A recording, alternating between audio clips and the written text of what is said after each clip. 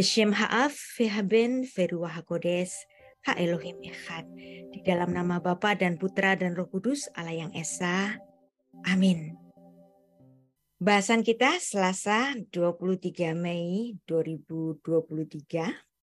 Doa Yabes versus Mazmur 23. Ibu Nurma Tondang bertanya bagaimana tentang kesempurnaan doa. Bagaimana doa yang sempurna di gereja ortodoks? Tapi saya tidak membahasnya secara sektarian untuk golongan tertentu bagi ini. Kita membahas doa yang umum untuk semua golongan yang percaya saja. Nggak ada cerita doa ortodoks lebih manjur dari yang lain. Atau doa cara Katolik lebih manjur. Atau doa dengan bahasa roh dari kalangan karismatik pasti lebih manjur. Atau doa orang Yahudi lebih manjur. Semua doa yang diucapkan dengan hati yang tulus, dengan penyembahan yang tulus kepada Tuhan, pasti didengarkan oleh Tuhan. Dan kita membahas doa yang simpel saja.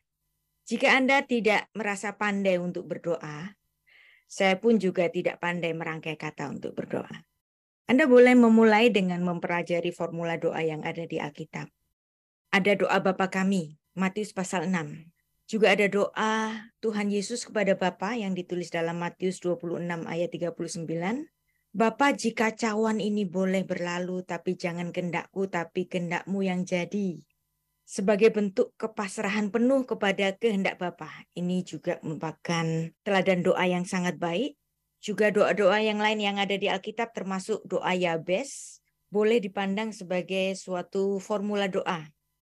Doa itu sarana komunikasi dengan Allah sebagai Bapa kita. Maka kita boleh bicara apa saja. Mulai curhat termasuk minta sesuatu. Selayaknya seorang anak bicara kepada bapaknya, jadi doa itu ya simpel saja. Memohon sesuatu dan berharap sesuatu tentu saja boleh dan sangat boleh, tetapi harus disertai dengan kesadaran bahwa otoritas terletak hanya pada Tuhan saja. Beberapa waktu lalu pada 21 Maret 2023 saya membahas tentang Mazmur pasal 23 yang temanya adalah aku tak perlu ingin, bahwa ayat-ayat di dalam Mazmur pasal 23 menuliskan bahwa pada titik iman yang tertinggi seseorang nggak perlu meminta. Adonai Roy, lo eksar. Jika Tuhan gembalaku maka aku tidak perlu menginginkan sesuatu. Sebab semuanya sudah terpenuhi. Lantas kemudian ada yang bertanya, bagaimana dengan doa Yabes yang isinya penuh dengan meminta-minta kepada Tuhan? Apakah itu akan bertentangan? Ya nggak perlu dipertentangkan lagi. Mosok doa nggak boleh minta-minta. Bagi orang dewasa secara fisik maupun kejiwaan atau yang rohani, pokok permasalahannya bukan pada boleh atau nggak boleh, tetapi perlu atau nggak perlu. Masalah pantas atau tidak pantas. Proper or not proper. Itulah sebabnya Rasul Paulus mengajarkan kepada kita dalam 1 Korintus 10 ayat 23. Segala sesuatu diperbolehkan. Benar. Tetapi bukan segala sesuatu berguna. Segala sesuatu diperbolehkan. Benar. Tapi bukan segala sesuatu membangun. Jadi Mazmur pasal 23 dan doa Yabes tidak perlu dipertentangkan. Saya tahu ada beberapa pendeta mengajarkan doa Yabes adalah doa yang salah atau doanya orang yang masih imannya kanak-kanak. Mungkin itu ada benarnya. Sebagaimana iman seseorang itu harus bertumbuh dan terus bertumbuh. Nah, kalau sudah bertumbuh, jangan minta-minta terus kalau berdoa, ya. Jadi doa Yabes menjadi kontroversial karena terdapat kata memperluas daerahku. Ada yang bilang ini adalah permintaan yang sungguh egois dan sangat duniawi. Tapi kita tahu bahwa Alkitab juga menulis karena keberanian dan kesungguhan Yabes dalam berdoa akhirnya dikabulkan juga. Lagi pula Tuhan Yesus juga memperbolehkan berdoa dengan cara meminta-minta. Mengetok maka pintu akan dibukakan seperti yang ditulis dalam Matius pasal 7 ayat 7 sampai 10. Mintalah maka akan diberikan kepadamu. Carilah maka kamu akan mendapat. Ketoklah maka pintu akan dibukakan bagimu. Karena setiap orang yang meminta, menerima. Dan setiap orang yang mencari, mendapat. Dan setiap orang yang mengetok, baginya pintu dibukakan.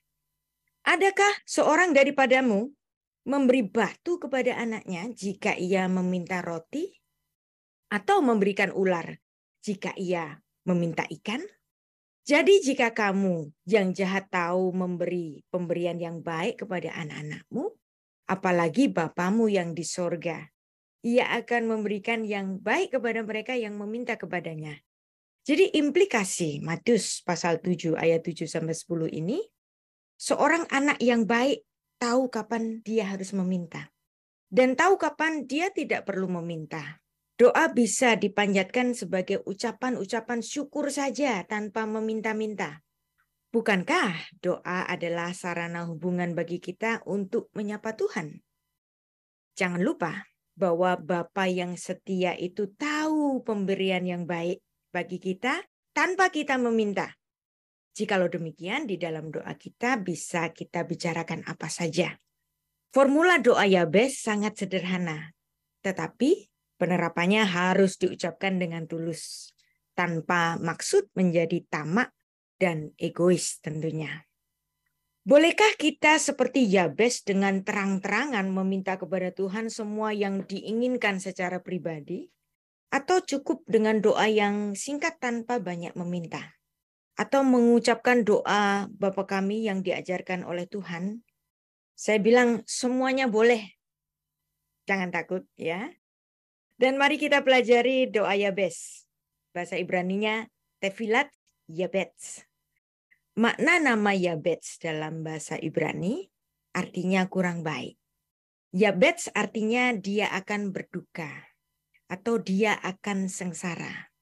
Dinamakan demikian sebab ibunya mengalami kesakitan atau kesengsaraan, otsef, saat melahirkan bayinya itu.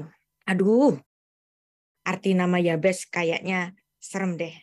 Tapi jangan takut ya Bapak Ibu yang memberikan nama Yabes kepada anaknya. Atau bapak-bapak yang bernama Yabes. Sebentar kita akan paham tentang nama Yabes. Yang maknanya bisa berbalik dari makna literarnya. Oleh karena kekuatannya dalam berdoa. Nama Yabes diberikan oleh ibunya kepada anaknya ini mirip dengan kasus ketika Rahel melahirkan putranya yang kedua.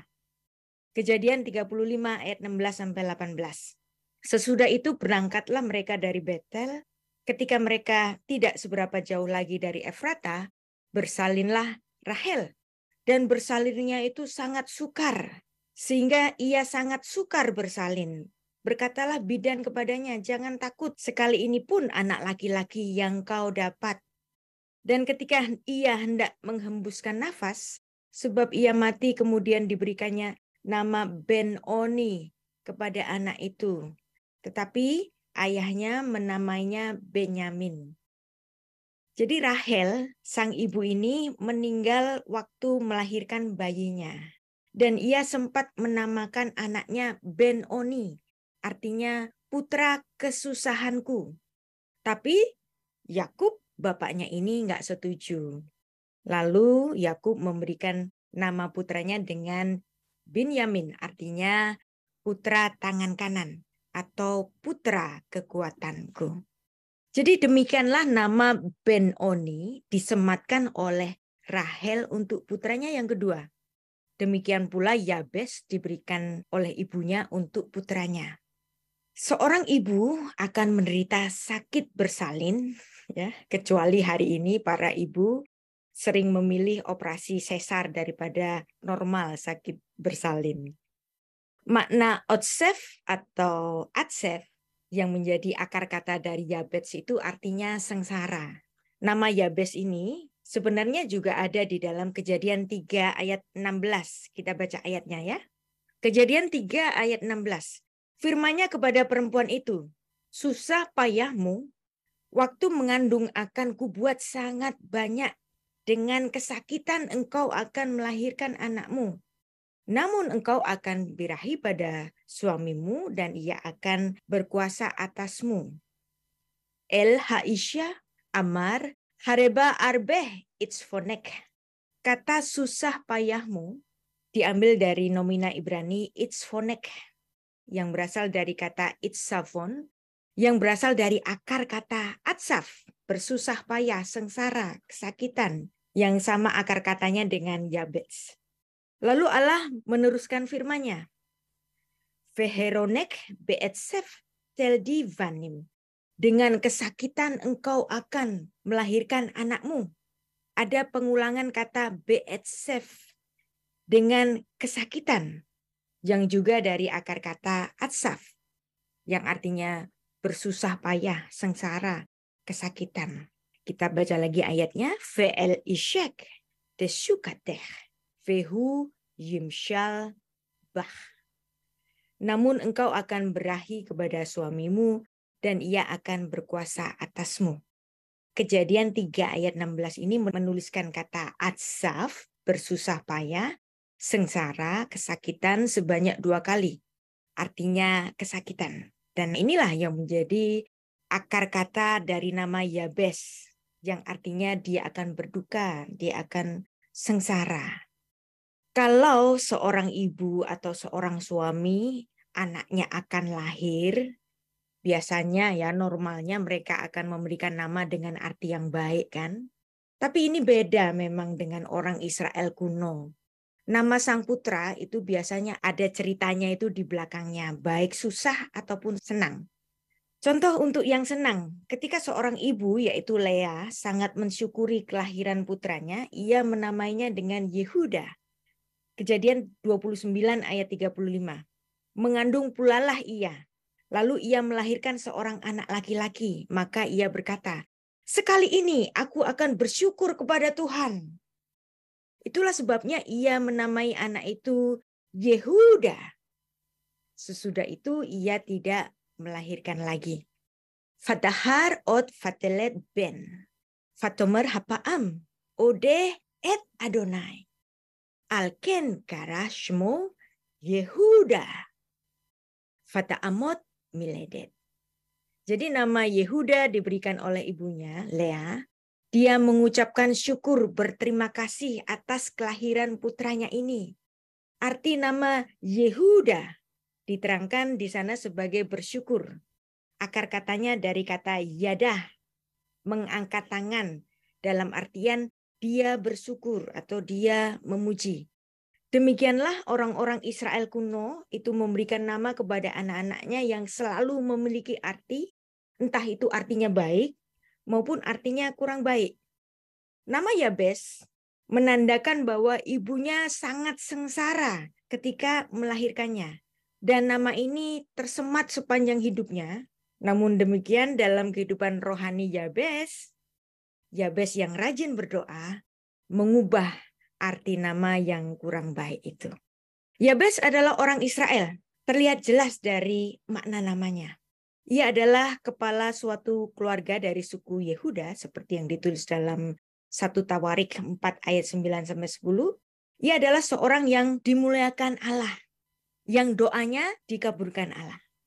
Perhatikan lagi, semua nama-nama orang Ibrani selalu memiliki makna atau artinya sendiri-sendiri. Dan Anda sering mendapati nama-nama orang Ibrani itu suatu kata kerja dalam tenses imperfect, termasuk nama Tuhan Yesus, Yehoshua. Bahkan nama Allah sendiri, Yod-He-Vav-He, Adonai, adalah nama yang juga tenses imperfect, menandakan bahwa nama itu dikenakan kepada seorang yang masih hidup, masih eksis. Allah kita adalah Allah yang hidup, maka namanya tentu saja tidak mungkin dalam tenses past tense atau perfect. Namanya dalam tenses imperfect. Kita baca makna nama Yabes. 1 Tawarik 4 ayat 9. Fayehi Yabes nikbat me'ekhaf. Yabes lebih dimuliakan daripada saudara-saudaranya. Ve'imo karashmo Yabes. Nama Yabes itu diberikan ibunya kepadanya. Lemor ki yaladeti beotsef. Sebab katanya, aku telah melahirkan dia dengan kesakitan. Tidak banyak yang dapat kita ketahui untuk menggali latar belakang kehidupan Yabes ini. Ia adalah keturunan Yehuda, dia adalah seorang pria terhormat. Ibunya menamai dia Yabes karena ibunya melahirkan dia dengan penuh kesakitan. Itu saja. Namun nama Yabes menjadi terkenal dari doanya, yaitu doa Yabes. Tefilat Yabes. Doa pendek namun amat terkenal. 1 Tawarik 4 ayat 10. Ada yang menganggap bahwa doa Yabes adalah doa yang bersifat profetis. Namun saya pribadi melihat doa Yabes ini adalah suatu formula doa yang sederhana. Jadi nggak perlu dilihat nilai profetisnya. Doa dari seorang yang biasa, bukan dari kalangan imam, bukan nabi, bukan raja, yaitu doa dari umat Allah dari kalangan awam, yang mungkin bukan doa dari seorang rohaniawan. Namun doa itu diucapkan dengan penuh iman, dan Allah berkenan kepada doanya. Jadi siapapun Anda, nggak perlu untuk jadi pendeta dulu untuk mendapatkan doa yang manjur. Pendeta, pester, semuanya seperti manusia-manusia yang lain. Semua dari kita, siapapun dia, memiliki jalur privilege yang sama untuk dapat langsung menyapa doa Bapa kita di surga. Jadi nggak usah berpikir bahwa seorang rohaniawan doanya akan lebih manjur. Lagi pula pahami bahwa Allah tidak selalu menjawab doa secara instan.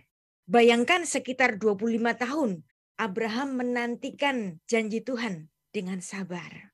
Abraham menantikan Ishak dengan penuh keyakinan bahwa Tuhan akan memberikan baginya seorang keturunan dan menjadikan dia bapa segala bangsa. Kitab Ibrani menulis dalam Ibrani 6 ayat 15, Abraham menanti dengan sabar, dan dengan demikian ia memperoleh apa yang dijanjikan kepadanya. Jadi doa jawabannya nggak selalu instan. Perlu waktu 25 tahun bahkan. Perlu iman untuk menanti seperti yang Abraham lakukan. Tidak heran ketika Alkitab menyebut Abraham sebagai bapak orang beriman.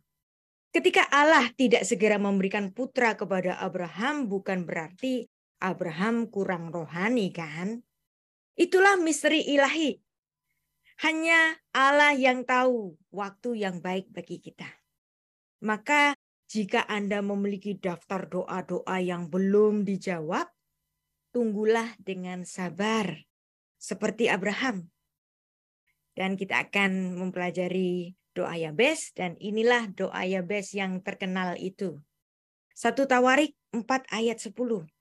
Yabes berseru kepada Allah Israel katanya, kiranya engkau memberkati aku berlimpah-limpah dan memperluas daerahku.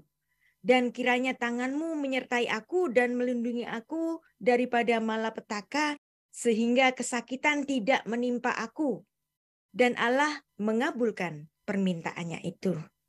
Vayikra Yabes lelohei Israel lemor. Imbarek tefaracheni, vehirbita et kevuli, vehayeta yadecha immi, veasita meraa levilti atsebi, vayave Elohim et asher sya'al. Ada sebagian orang memandang doa ini sebagai doa yang egois, sebab doanya hanya meminta berkat bagi diri. Tentu saja kita boleh meminta berkat sebab Allah adalah sumber berkat. Seperti yang ditulis dalam Bilangan 6 ayat 22-27, juga Efesus 1 ayat 3. Kepada siapakah kita memohon kalau bukan kepada Allah kita? Tuhan Yesus sendiri mengajar kita untuk meminta roti kepada Allah untuk kelangsungan hidup kita dalam doa Bapa kami. Di bagian lain Tuhan Yesus juga mengajarkan kepada kita untuk meminta, mencari, mengetok. Matius 7 ayat 7-11. Bahkan Tuhan Yesus juga bersabda, mintalah apa saja Ditulis dalam Yohanes 15 ayat 7. Jikalau kamu tinggal di dalam aku dan firman-Ku tinggal di dalam kamu, mintalah apa saja yang kamu kehendaki dan kamu akan menerimanya. Artinya di sini anak Tuhan boleh minta-minta dalam doanya, bukan dilarang. Namun tentu saja Allah melihat hati. Ia mengetahui jika sesuatu yang kita minta itu dengan tulus ataukah dengan kecenderungan untuk tamak dan mementingkan diri sendiri. Kita boleh meminta berkat, namun hendaknya berkat itu untuk juga memberkati orang lain. Jangan berkat itu untuk diri sendiri saja. Alkitab sudah mengingatkan untuk apa sebenarnya kita diberkati. Dan hal itu jelas, bukan untuk menimbun, untuk menumpuk harta duniawi untuk kita saja, untuk anak kita saja, untuk keluarga kita saja, untuk kesenangan diri kita saja, enggak begitu. 1 Petrus pasal 3 ayat 9 menuliskan, hendaklah kamu memberkati, karena untuk itulah kamu dipanggil untuk memperoleh berkat. Jadi kita diberi untuk memberi, diberkati untuk memberkati. Doa Yabes berisi permohonan yang mendesak atas 4 hal yang akan kita pelajari ya. Tema pertama, memohon berkat Allah. Yabes berseru kepada Allah Israel, kiranya engkau memberkati aku berlimpah-limpah.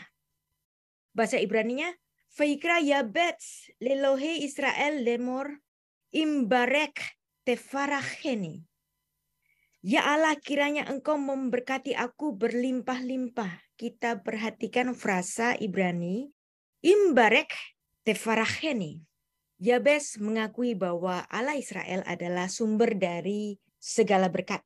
Ia meminta kepada Allah untuk kasih karunia-Nya. Tidak diragukan lagi bahwa setidaknya sebagian permohonan ini didasarkan dari janji Allah mengenai berkat Abraham kepada keturunannya. Kejadian 22 ayat 17. Dalam ungkapan ini, ada pernyataan iman yang sangat besar dengan penggunaan gaya bahasa naskah Ibrani, majas tautological infinitive, yang khas ya, yaitu mengulang kata barak 2 kali. Imbarek tefaracheni, yang menunjukkan keyakinan yang besar untuk memohon sesuatu kepada Allah. Gaya bahasa majas tautological ini memberikan makna pada suatu ungkapan yang pasti akan benar-benar terjadi. Barek tefaracheni. Artinya, sungguh engkau pasti memberkati aku. Surely you will bless me. Perhatikan 2 kata saja dalam bahasa Ibrani, tapi terjemahannya 6 kata dalam bahasa Indonesia dan 5 kata dalam bahasa Inggris. Terjemahan King James menerjemahkannya dengan thou wouldest bless me indeed. Ada penambahan kata indeed, 5 kata. Dan kata indeed ini adalah sebagai suatu keterangan pada majas tautologia dalam sastra Ibrani ini. Terjemahan LAI-nya menerjemahkan barek tefaracheni ini dengan engkau memberkati aku berlimpah-limpah. Jadi 2 kata dalam bahasa Ibrani, tapi terjemahan LAI-nya menggunakan 5 kata. Frasa memberkati berlimpah-limpah adalah ungkapan dari majas tautologia, barek tefaracheni. Terjemahan bahasa Indonesia, LAI ini sangat bagus sekali. Buat saya terjemahan ini keren, sebab penerjemahnya paham sastra Ibrani majas tautologia. Inilah kesulitan dari menerjemahkan Alkitab bahasa asli Ibrani ketika sudah menyangkut sastra dari bahasa yang bersangkutan. Para penerjemah itu akan mempertimbangkan bukan hanya secara harfiah, tapi juga gaya bahasanya, majasnya. Di sini orang-orang Indonesia punya banyak alasan. Alkitab LAI ini yang katanya nggak cocok dengan bahasa aslinya, nggak cocok dengan bahasa Inggrisnya. Judgment semacam itu biasanya justru diungkapkan oleh orang-orang yang nggak belajar sastra Ibrani. Tapi ungkapan barak tefaracheni yang dimana King James itu menambahkan kata indeed dan LAI menambahkan kata berlimpah-limpah, ini adalah ungkapan dari Binyan PL-nya. Nah, ini saya ngomong agak teknis, tapi saya memberikan satu apresiasi pada penerjemahan yang sangat baik ini. Ya, sekarang tema kedua, yaitu perluasan daerah. Ya Allah, perluas daerah-daerahku. Vehirvita et gevuli. Yabes meminta kepada Tuhan untuk memperluas daerahnya. Dan di sini menggunakan verba binyan hif'il, kausatif dalam tenses perfect, bentuk rampung. Jadi ini kembali mengungkapkan keimanan bahwa Allah akan menjadi penyebab bagi perluasan daerahnya. Dan ia meyakini itu, yaitu dengan menggunakan tenses perfect, bentuk rampung, seolah-olah Allah sudah melakukan itu untuk Yabes. Bahwa Allah sudah memperluas daerahku. Di sini Yabes berdoa untuk kemenangan dan kemakmuran bagi semua usahanya, bahwa selalu ada peningkatan di dalam hidupnya. Kemungkinan kala itu Yabes bekerja dalam sektor agraris. Seorang petani atau peternak. Dalam hal ini Yabes memohon doa untuk luasnya usahanya, untuk bertani atau untuk mengembalakan ternak-ternaknya. Seperti janji Allah yang dinyatakan kepada Abraham dalam Kejadian 13 ayat 17. Kemudian tema ketiga, penyertaan Allah. Menuliskan demikian. Tanganmu menyertai aku. Yadecha imi. Yabes di sini mengungkapkan keyakinan bahwa tangan Allah adalah yang paling tepat untuk menjadi pelindungnya. Yabes nggak perlu minta tolong pejabat atau aparat keamanan. Kemanapun ia pergi, ia mau agar Tuhan yang menyertai dia dan menjadi pegangan seumur hidupnya. Ia mengenal Allahnya, ia percaya kepadanya. Yabes minta pimpinan kepada kekuatan Allah untuk kehidupannya sehari-hari. Dan tema keempat, Yabes memohon perlindungan dari malapetaka. Dan engkau telah melindungi aku daripada malapetaka, sehingga kesakitan tidak menimpa aku. Nah, ini menarik sekali frasa terakhir ini. Ve'asita mera'ah levilti atsbi. Dalam frasa ini, Yabes sebenarnya menyebut namanya sendiri, atsbi, untuk bentuk orang pertama. Kesengsaraanku atau kesakitanku. Yabes dan atsbi. Akar katanya sama, yaitu atsaf. Dengan pernyataan ve'asita mera'ah levilti atsbi, seolah-olah Yabes berkata, enggak masalah aku diberi nama ibuku dengan nama kurang baik, Yabes, yang artinya dia akan sengsara. Tapi dengan yakin, Yabes dalam doanya ini berkata, levilti atsbi. Kesakitan, kesengsaraan tidak menimpa aku. Nah, disinilah Yabes melihat Allah sebagai pembelanya dengan penuh keyakinan. Hal ini bisa dibandingkan dengan doa yang diajarkan oleh Tuhan Yesus untuk berdoa dengan cara seperti ini. Bapa kami yang di sorga dan seterusnya. Lalu kemudian, lepaskanlah kami daripada yang jahat. Matius 6 ayat 9 dan 13. Doa Yabes, tefilat Yabes, ditutup dengan satu keyakinan bahwa Allah mendengar doanya. Ia mengungkapkannya dengan pernyataan iman bahwa Yabes merujuk dirinya dengan kata ganti orang ketiga, seolah ia sedang bersaksi kepada orang yang mendengar doanya di dalam iman yang penuh dengan menutup doanya seperti ini. Dan Allah mendatangkan pada apa yang dia minta. Fayave Elohim et asher sya'al. Kembali di sini Yabes menggunakan kata dalam bentuk hif'il, kausatif, bahwa Allah akan melakukan sesuatu untuk dirinya, melakukan sesuatu, kausatif. Dan kiranya dia mendatangkan, mengabulkan. Allah mendatangkan, mengabulkan apa yang dia minta. Fayave Elohim et asher sya'al. Dan Yabets kemudian menggunakan tenses perfect, yaitu Asher Sya'al, yang telah dia minta. Nah, kalau kita sudah mempelajari doa Yabes secara kontekstual dan juga sastra Ibraninya, sekarang saya tanya, apa yang salah dengan doa ini? Jadi nggak perlu dipersalahkan dan mempersoalkan orang yang berdoa dengan formula doa Yabes. Dengan membaca ayat dan naskah Ibrani asli, seringkali untuk pemahamannya, kita dapat juga menelaah secara lebih dalam melalui gramatik naskahnya. Dan dengan membaca naskah Ibrani, the Hebrew text interpreting itself. Itulah kekayaan sastra Ibrani yang tidak akan Anda dapatkan ketika Anda membacanya dalam Alkitab terjemahan baik bahasa Indonesia maupun bahasa Inggris. Kalau Anda mempelajari sastra Ibrani akan dapat memahaminya lebih dalam lagi. Doa Yabets dapat kita bandingkan pula dengan doa yang diungkapkan oleh Salomo dengan penuh kerendahan hati ketika ia memohon kepada Allah agar ia diberikan hikmat. 1 Raja-Raja 3 ayat 5-14 nanti Anda baca. Mengapa Salomo minta? Sebab Allah menyuruhnya meminta. Kita baca 1 Raja-Raja 3 ayat 5. Di Gibeon itu Tuhan menampakkan diri kepada Salomo dalam mimpi pada waktu malam.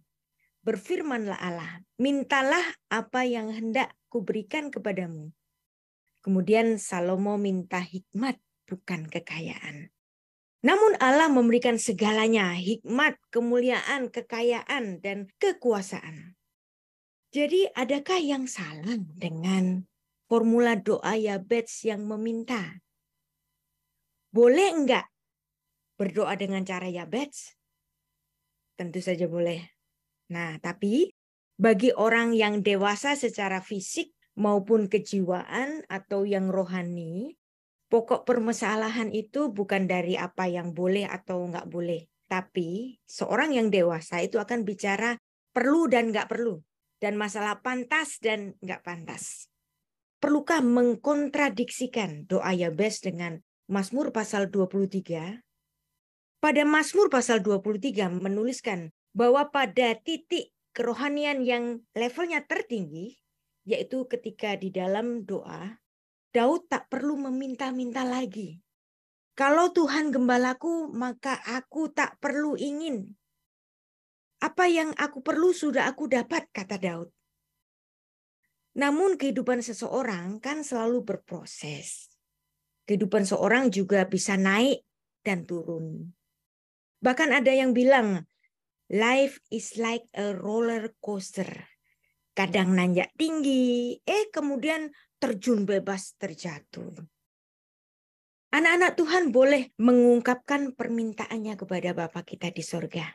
Syukurilah jika Anda pada titik tertinggi seperti Daud yang dapat berkata, aku tak perlu ingin apa-apa lagi Tuhan, sebab Engkau gembalaku. Mazmur pasal 23. Tapi Anda juga nggak perlu ragu-ragu untuk meminta jika Anda perlu sesuatu. Doa Yabes adalah doa yang penuh iman, memohon agar Tuhan memberkati dengan limpah. Juga memohon perlindungan dengan keyakinan bahwa Allah akan menjawab apa saja yang dia minta. Et Asher Sya'al. Bahkan perlindungan dari Allah hadir pada Yabes karena doa yang penuh iman itu. Dan hal ini mengalahkan makna dari nama Yabes yang walaupun namanya artinya kurang baik, yang artinya sengsara, namun dalam iman Yabes hidup di dalam kelimpahan. Jadi buat Anda yang bernama Yabes, jangan khawatir ya. Iman di dalam Tuhan mengubah apa yang tidak baik menjadi baik. Keyakinan aman di dalam Tuhan memberikan bukti dan ada buktinya di Alkitab bahwa Yabes betul-betul dipelihara oleh Tuhan. Jadi Anda diperbolehkan untuk berdoa di dalam formula-formula doa apapun yang ada di Alkitab.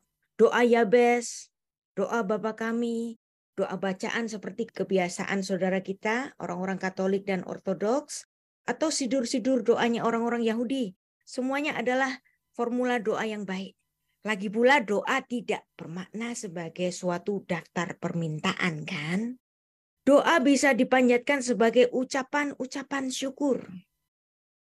Istri dari dosen saya, Profesor Elili Sorking Eisenberg, adalah model perempuan yang sederhana, baik dari tutur kata maupun gaya hidupnya.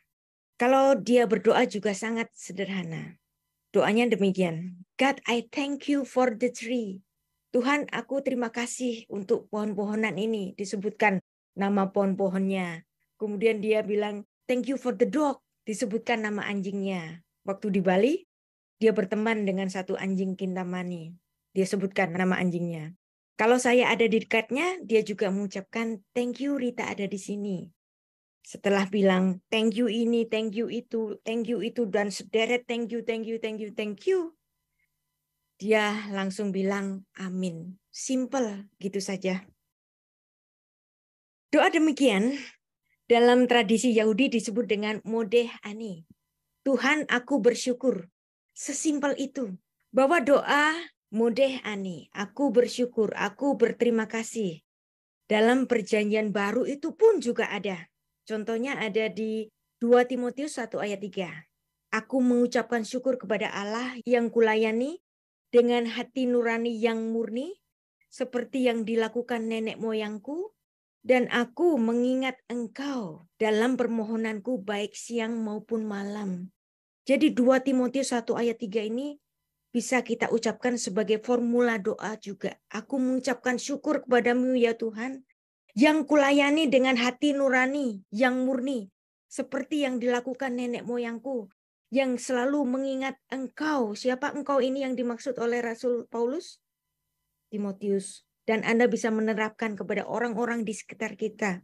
Aku selalu mengingat engkau, Ibu Putri, Ibu Kiki, Pastor Winter, Pak Siswo, Ibu Bella, Ibu Nur, dalam permohonanku, baik siang maupun malam. 2 Timotius 1 ayat 3 ini dalam bahasa Ibraninya menulis demikian. Modeh ani lelohim asher anochi ovet oto mime avotai beruach tehora. Kita mit esharecha bit filotai leila fe yomam. Modeh ani, doa dengan selalu mengucap syukur. Dan demikianlah tidak ada pertentangan antara doa A dan doa B, antara isi doa Yabes yang meminta-minta namun dikenan Allah, dan ada doa yang tanpa meminta, ucapan-ucapan syukur saja seperti Mazmur pasal 23 di dalam titik kerohanian Daud yang tertinggi. Nah, jikalau seseorang sudah merasa telah mendapatkan semuanya apa yang dia inginkan, dan ia tidak perlu meminta lagi, doa akan terasa sangat simpel. Rasa syukur karena dikasihi oleh Tuhan. Thank you, terima kasih, aku bersyukur, modeh ani. Amin. Kita berdoa. Bapa terima kasih untuk pelajaran doa. Bahwa di dalam doa adalah sarana kami untuk menyapa Engkau. Baik ketika kami meminta maupun mengucap syukur. Terpuji namamu Tuhan untuk segala apa yang kami terima dan kami mensyukurinya. Modeh ani. Beshem ha'af ve'haben ve'ruah hakodes ha Elohim echad. Di dalam nama Bapa dan Putra dan Roh Kudus Allah yang Esa. Amin.